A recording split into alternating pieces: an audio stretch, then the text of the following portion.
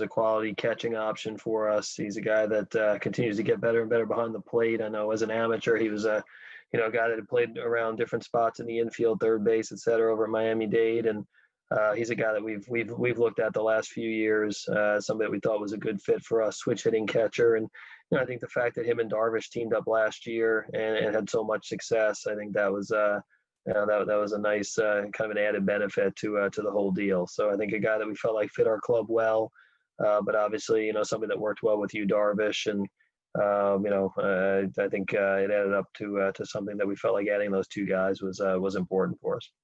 Thanks, AJ. Congratulations. Thanks, Cams. Appreciate it. AJ Cassaville, MLB.com. AJ, I can't imagine it's easy to pull off one blockbuster trade for an ace. Can you kind of describe what it's like to have all the moving parts you did to go out and get two of these guys in the span of a day? Yeah, no, it's been, I think, this is really the last couple of weeks. This is, I'm on the East Coast, so it's, as we get close to midnight, this is kind of when the calls usually started between Eric and myself, Neander, or Jed Hoyer and myself. So we had, a lot of things up in the air at the same time.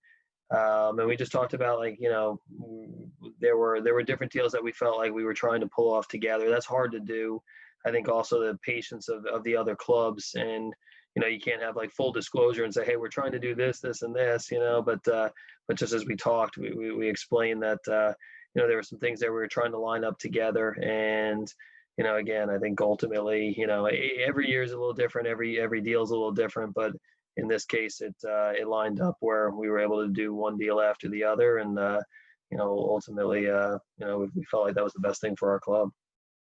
How do you see this rotation kind of lining up in the future? It seems like it falls into place nicely in 2021, but how does it line up in the future, and how important is it to get guys who you're going to have through 2023 now? Yeah, I think that's been something that's been very important for us, both at the deadline and and here in this off season. Is if we're going to go and look to move quality, talented prospects, younger players, et cetera, there may be times where you want the short term fit and the rental fit, and but in general, I think most of these deals, I mean, the attractive part for us is they're players that fit in both the short and long term. So I think for us, when we looked at the Clevenger deal or the Nola deal this at the deadline, and then obviously these deals, you're talking about players that you have for 3 years, and this isn't just a one pennant race or 2 months and move on. I think if we're going to trade quality young talent, it was somebody that we look at and we have for 3 years and we can build with, or 5 years, et cetera. And I think that was definitely part of the attractiveness to us of the trade, and I think a reason why we ultimately end up doing it. All right, next we'll go to Bruce with WSCR. Hi, Coach. How you doing, bud? Hey, Bruce. How are you? Good. How much was this trade? How easy was this to make for you, having the knowledge of your friendship with you, and just knowing what makes him tick, to be able to feel good about making this deal, giving up all this young talent, and knowing that in your heart of hearts you're going to get the most out of him for the next 3 years? Yeah, I think it's always helpful. I mean, I think for us, any time all these guys, you're dealing with people and knowing players. Our scouts do a great job of giving you the makeup and the backgrounds of a lot of these guys. So I think you always have a lot of, I think for myself, always, have a lot of information and ammo trying to get to know exactly what makes these guys tick. I think in Darvish's case, when you have that history and that personal history, and whether it's seeing him over in Japan and scouting him, knowing him personally, that I think that adds to the that added, for at least in this case, to the attractive part of it, because the guy as an individual and you have history with him. So I think in this specific case, it gives you just a little bit extra, layer of comfort and security. But in all the deals, I think our scouts do a great job of giving us that feeling. In this case, just having that, that personal touch, I think, was definitely part of the equation. Thank you. Next, we'll go to Jeff Sanders, Union Tribune. Hey, AJ, I wanted to ask you about the Rays deal and dealing with them in general. You've matched up with them 4 or 5 times since you've been in San Diego. How do you approach those deals when you know they're probably looking for the same market inefficiencies as you guys are as a smaller market team?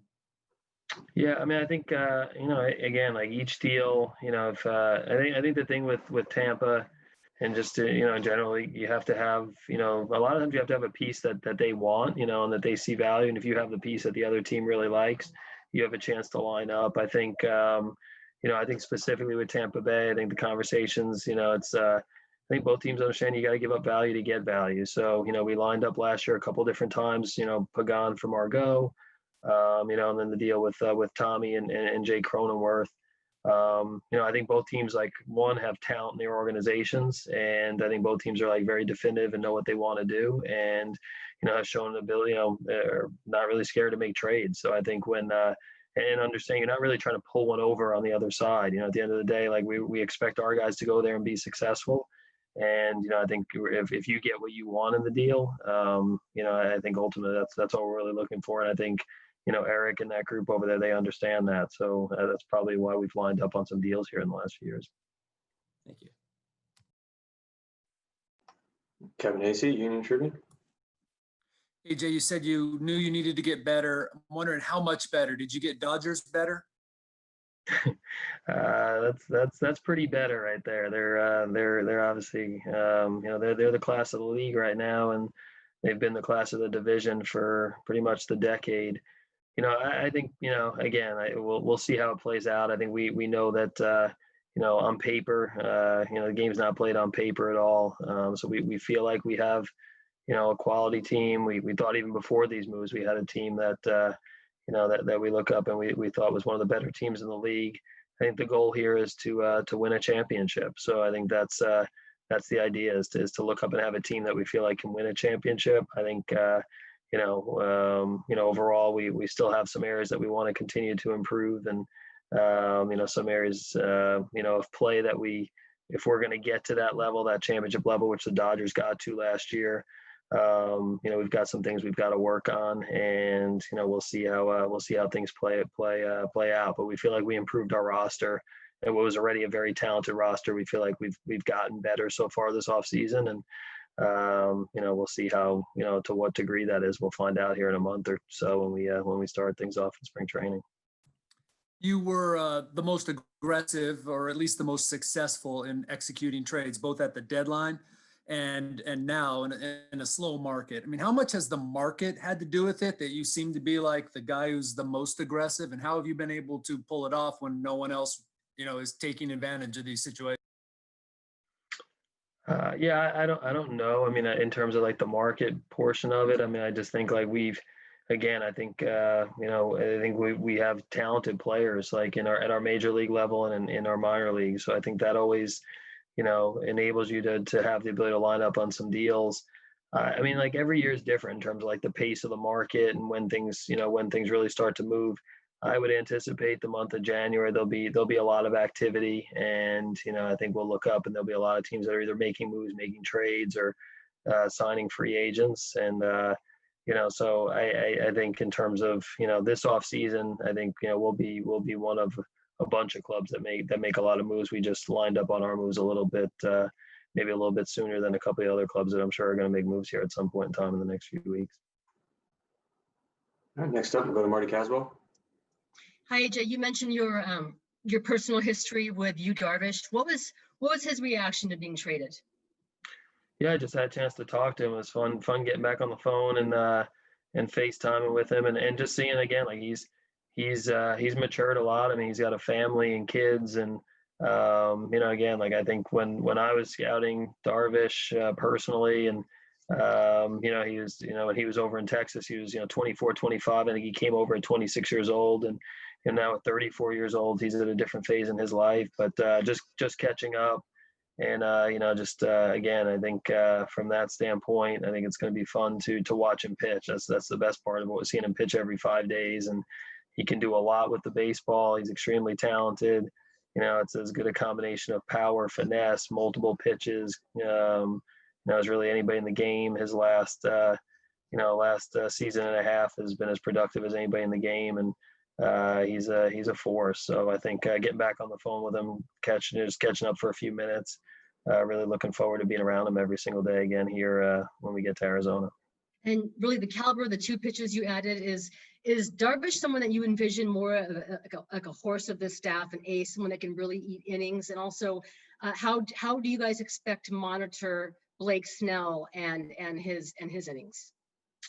Yeah, I think, to me, it's not going to fall on any one guy. I think that's what we've tried to create is a staff that, it's not just even 5 deep. I think we want to look up and we're 8, 9, 10 deep of real major league starters. We've talked about it a lot. You can never have enough, true, front of the rotation, type major league starters. We feel like we have a bunch now in our staff, some that have been established at the major league level, like Darvish and Snell, some that, we feel like in the next, couple months and years are going to continue to step up. But I think what we've tried to do is every single day we have somebody that we feel like could be that ace type. So whether it's the Nilson Lamet or Chris Paddock or, Yu Darvish or Blake Snell and on, that's what we're looking for. And I think we're looking to have a situation where it doesn't really fall on any one individual to have to, carry a disproportionate share of the load. And hopefully we're closer to doing that with these 2 trades. Is there any new update on Dinelson Lamet since the last time we all Zoomed? He continues to do very well. So he's into his throwing program now. Every report's been extremely positive, and he's I think right on line to come to Arizona and be ready to roll. So I think we'll have some people going out and check on him here in the Dominican in the next couple of weeks. But every report continues to be really positive. Thank you. All right, next we'll go to Jesse Rogers, ESPN. Hey, AJ, who asked for Mackenzie Gore more, Jed or Eric? And was that a line in the sand for you when it came to these 2 deals? Yeah, I mean, we have a lot of players that are very popular. So, I think, Matt Gore is a guy that, obviously he's one of those prospects that, pretty much every trade conversation usually starts with Mackenzie Gore.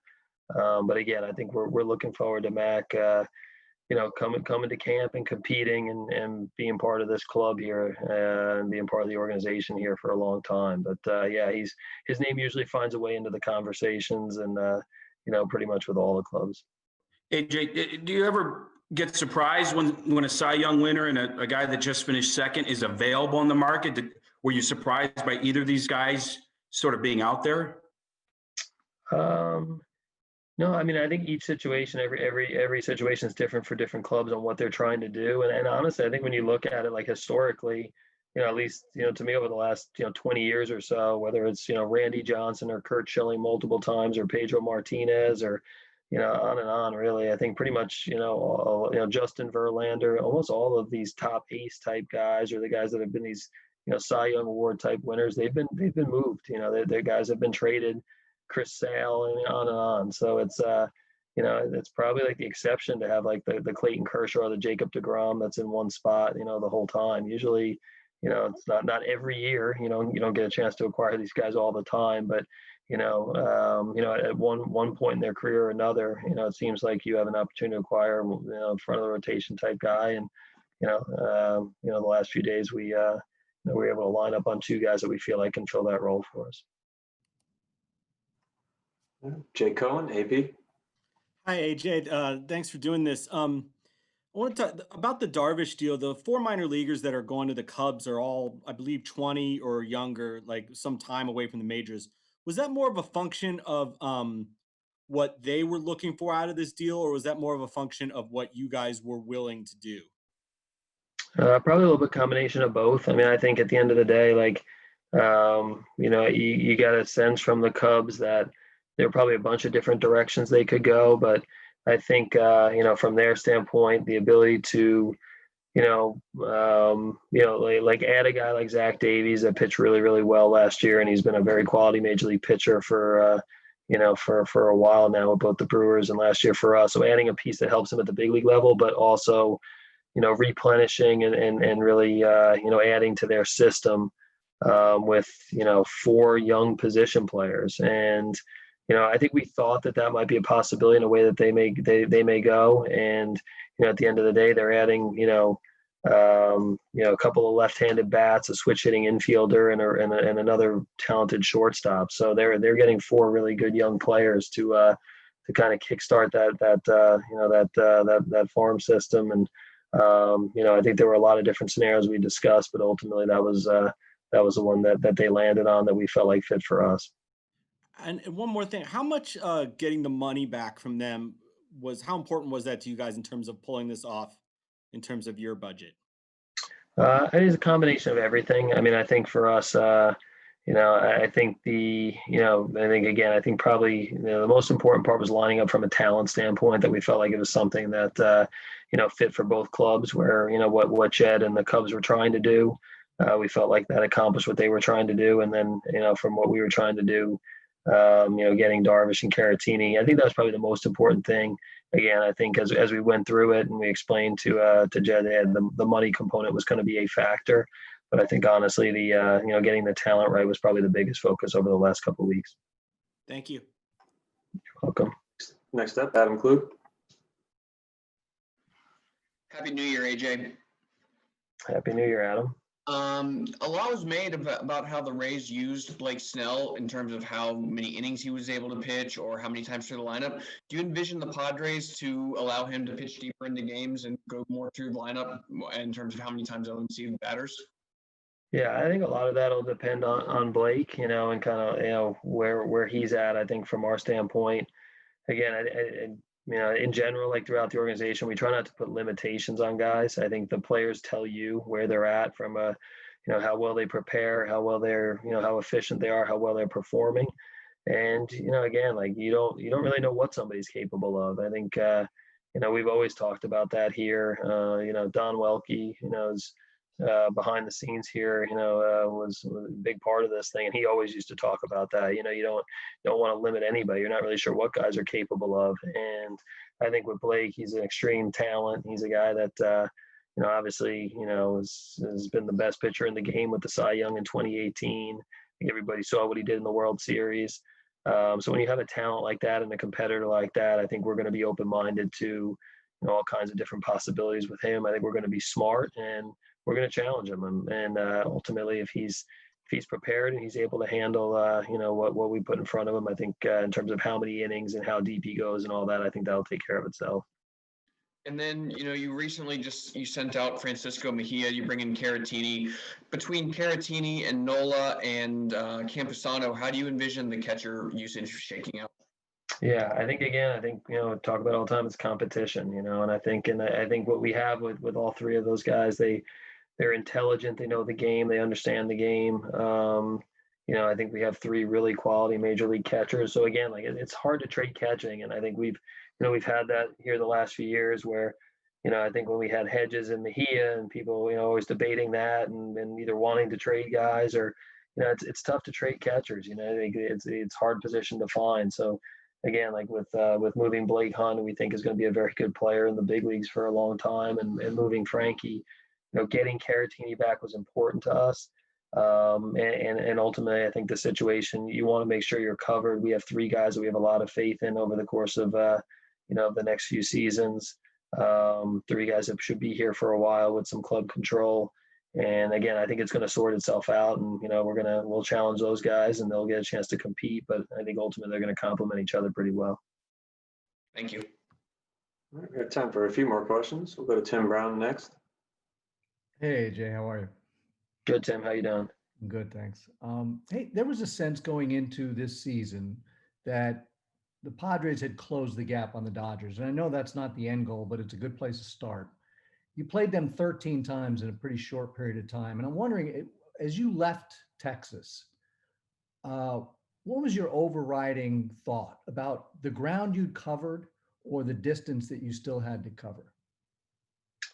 Yeah, I think when we left Texas after losing in the division series, I think the biggest thing that we have is just we've got to get better.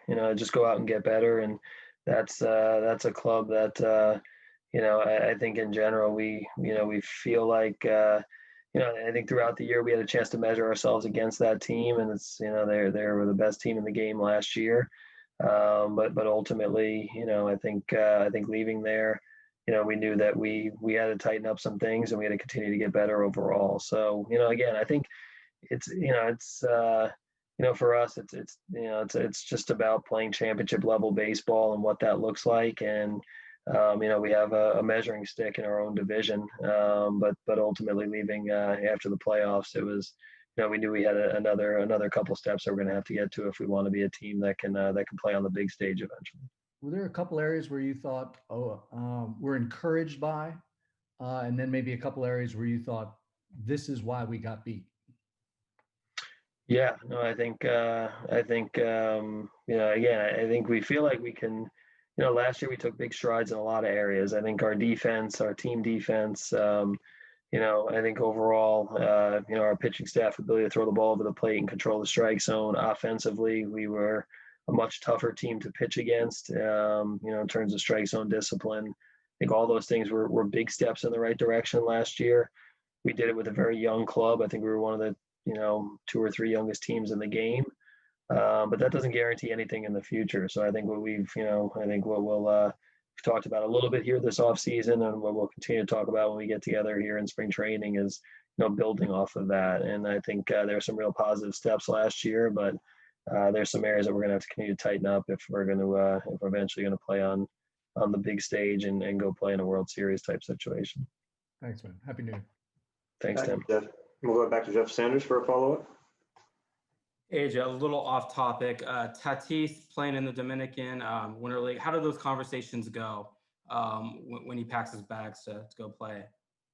Yeah, no, I think again, like there's a lot of trust with Fernando, and ultimately, I think we're very honest with him and all of our players, and explain to him, get his thought process on why he wants to go play, why it's important to him. He was able to explain that, and again, he's a guy that he loves to play baseball. He wants to continue improving. He likes to play in his in his country and in his hometown. And again, like that's it's refreshing because you don't see that a lot. And again, historically, there's been a ton of guys that have gone back, established big leaguers that have gone back and played winter ball to continue working on their game. So it's not done as much these days. So it's probably a little unique right now, but ultimately he just loves to play the game of baseball. He likes to get better. He knows he wants to get better. He expressed that to us, and ultimately we're supportive. I understand there's some things he wants to work on at the plate. Is there anything you can elaborate on there? No, I mean, those are things that I think they're, again, like stuff that you would have to ask him, exactly what some of the specifics are. But again, he was, I think he's open-minded. He's looking to improve his game, and that's what I'm sure you go down and talk to him. He can explain it to you. But I think from us, we're just really making sure he was prepared to go play, and supportive of it, and he's down there trying to improve. What is what you've done the last 72 hours? How does that impact your long-term goals with getting something done with Tatis? I think it's. I think hopefully continue to line up with him where he wants to be part of an organization that can win championships. He's all about winning. I think he hopefully continues to see that this organization, with Peter Seidler and ownership and really throughout, both the baseball and business side is about trying to bring a championship to San Diego. And I think he continues to see how serious we are, and so hopefully that lines up. And again, I think we've said it all along. It's a priority for us, and we'll continue talking. And really, when we get after the new year, we'll start having probably get more into some more details, and hopefully that's something that if it lines up both sides, we'll be able to get something done. Thank you. All right, we'll finish up with Tony Gwynn Jr.